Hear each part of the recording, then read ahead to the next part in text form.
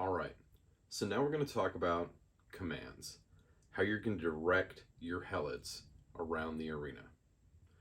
There are different types of commands, and the best way to kind of quickly get a sense of them is to look at your action menu. Your action menu goes through all different types of commands, and they're actually color-coded. The green ones are your movement commands, the orange ones are your attack commands, your defense commands are blue, and your fame commands are in yellow. I don't want to go through every single command that's available, but I'm going to kind of give you an overview of some of the more basic ones. And then you can kind of deep dive in the rule book or look them over in your action menu. Let's talk about movement commands first. Everything in the Nexus is grid-based. So your helot is going to occupy its square. And the direction that your helot is facing is called its FFD, or its forward-facing direction. Your helot can move in any of the 3 forward squares in front of it, meaning directly in front or diagonally, for 1 movement point. Your helot can rotate 90 degrees also for 1 movement point. Your helot can strafe left or strafe right for 2 movement points. That means moving to the left or the right square without changing its forward-facing direction. Your helot can also move backwards for 2 movement points, retaining its forward-facing direction. You're also going to see advanced movement commands, things like standing up from a prone position. Prone is a helot status that we're going to go over later. You're going to see another advanced movement command called liberate. Now, if your helot is grappled, it's going to try and liberate itself. That's a movement command. You'll see 2 other advanced movement commands, which is sidestep and backflip. Now, these are movement commands that have a chance of failure. So your helot can strafe left or right by sidestepping. Now, this is going to cost 1 movement point, but there is a chance of failure. You're going to roll a d6 and you need a 4 or higher to remain erect and not be rendered prone. You've also got a backflip command. Again, this is so you can move your helot backwards, retaining its forward-facing direction for only 1 movement point. This also comes with a chance of failure. You roll a d6, you need a result of 4 or higher to remain erect. Otherwise, your helot is prone. You're going to see that you have melee attack commands, as well as grapple attack commands, as well as ranged attack commands. Within your melee and your ranged attacks, you're going to see 3 different types: wild, standard, and focused. These 3 different types of attacks are going to affect your odds of landing a hit, where you do damage, as well as the action point spend for performing that particular attack. Your wild attacks are like a flailing attack. You're just hoping you hit something, and they usually only do overall damage.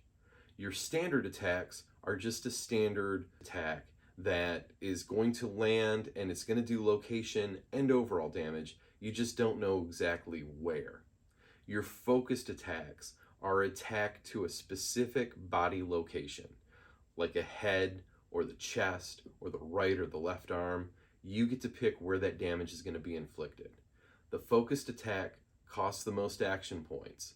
The focused attack and the wild attacks are both going to be negative SDS. I'll tell you what that means later, but basically what that means is it's going to be a little bit harder to land those attacks. The other thing to look at when you're doing these melee attacks is what square you need to be in. You almost always need to have your helot directly facing another player's helot. Only the wild attack can be used attacking an opponent's helot diagonally. Now, within the melee attacks, you're going to see that there's a grapple attack, and this sets up all the grapple actions.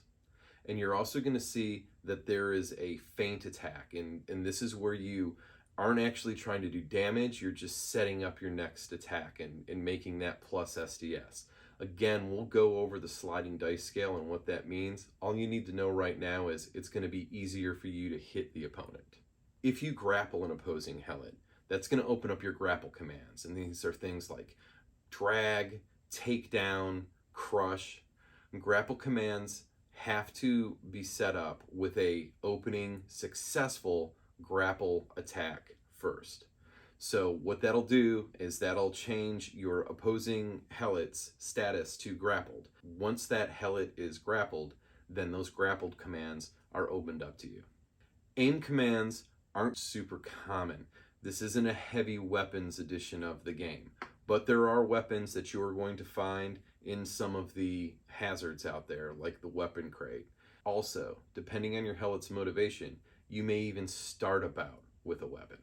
There's 3 defense commands. One of them is just to simply defend, and that's automatic. That has no action point cost. We'll go over that when we get to combat. You're also going to have mend and stop, drop, and roll. These are both defensive commands that are going to allow you to remove statuses from your helot. Mend will remove the bleeding status. Stop, drop, and roll will remove the flaming status. Lastly, you have your feign command, which is gloat. So, after a successful attack, you can decide to spend 1 action point having your helot gloat. What this does is it doubles the amount of cred that you get to receive from that successful attack, with the bonus cred being pulled from the crowd pile if available. But it's not all good news. Your helot also starts the next command cycle, negative SDS, to defend. Now this could be a big issue if you don't win initiative and your opponent is within striking range. But if you win initiative in the next command cycle, it won't even matter. As I said earlier, I'm not going to drill down into every little bit of detail when it comes to the commands. That's what the rulebook's for. But during the bout, you are going to have your action menu. And this is going to have all the pertinent information about the commands, the really quick reference stuff that you need, like action or movement point cost, and the effects of them. What the rulebook has in detail are any weird things that may come up where you want to perform an action, but you're not quite sure how it's going to work because of some circumstance that's going. Everything's broken down in great detail in the rulebook. And that's what the rulebook is really used for when it comes to things like this, is digging deep and finding an answer to a question that doesn't seem immediately obvious just by looking at the action menu.